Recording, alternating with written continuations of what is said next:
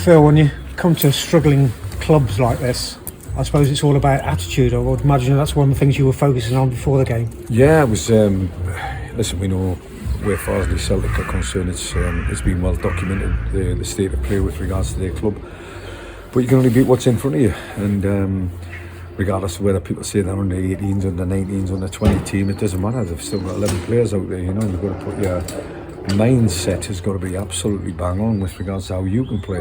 I thought our mindset on Tuesday against Kings Lynn has set the tone for today's performance, and I was demanding a good start, and lo and behold, 10 or 15 minutes into the game you find yourself 2 or 3-0 up. It's not often you can say that. You can never do that in an FA Cup game where you're playing underdogs or whatever. You've still got to beat what's in front of you, and we did that in the first 10-15 minutes. I thought we did that against Kings Lynn on Tuesday night as well. So we've set a tempo, we set a marker down in the last 2 games, and we just got to carry on with that. Good to see Rhys McNally scoring again. So two games running, centre backs have scored from corners. Yeah, a little bit of quality came in. I think where Dave Wall's concerned, I think that's what we brought him to the football club for. Not just the defensive side of the game, but the way he plays wing back. He can play as free as a winger, but with Rhys McNally behind him, he can play as a full back or a winger that's going to go forward on more occasions than one, which he's doing on regular use every game. He's going to grow with stature. He's going to grow in personality, and the more he can mix with the same kind of players, and obviously keeping the same team was a key to any kind of success I think we had today. But Rhys McNally has found himself in a bit of form, especially with that mask on today. He looked the mask of Zorro, as it were.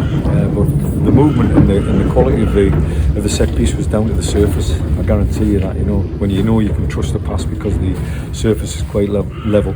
We are a good team, there's no doubt about it, but we trained on Droitwich on Thursday and Friday and got used to this kind of surface, and hence the rewards came in the first few minutes. Interesting watching Dave Worrell with all that experience, because he doesn't venture in more than 15 yards off the line on the far side.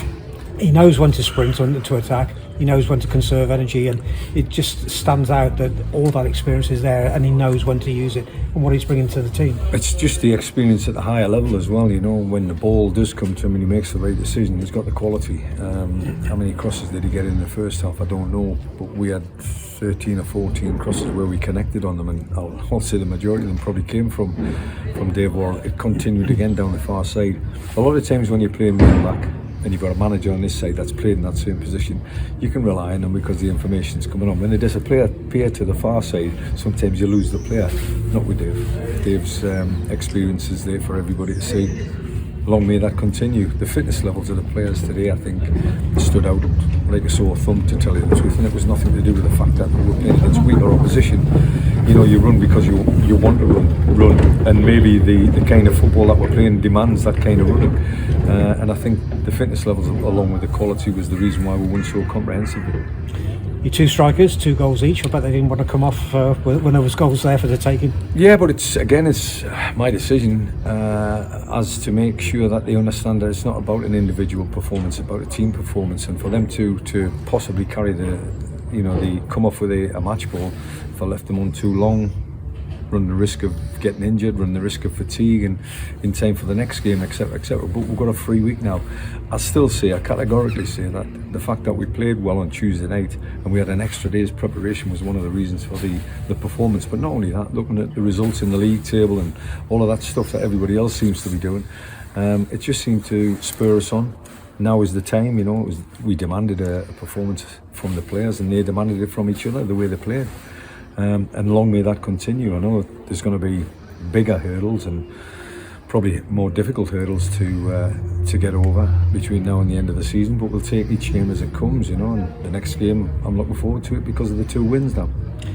Just a final word, Cam Candola, midfield, he's purring in there, isn't he? And the way he scored that goal, probably the goal of the game. It's a good comment, actually. When somebody's purring, that's normally a sign that they can go up a notch, but they're enjoying their football at the same time. And I think Cam's in that situation. He's come to play in that role because of 2 3-1 defeats. We had an uncharacteristic performance against Marine, but you could say, the reason behind that was the red card. But then to compound that with a 3-1 defeat the next game, it could have been possibly in the back of my mind for to leave Cam out, having conceded 6 goals in the heart of a 3-man defence.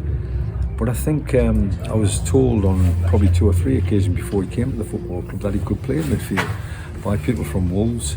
But to see him in there and the way he sort of commands a presence in front of a back 3. But not only that, you've got Kyle Morrison behind him who's probably talking. We're probably a lot more louder, talkative because of Kyle Morrison, but also the confidence level allows you to talk and express yourself. And I'm thinking I've heard Cam many a time in the change room, but I haven't really heard him out there. Now all of a sudden I'm seeing that.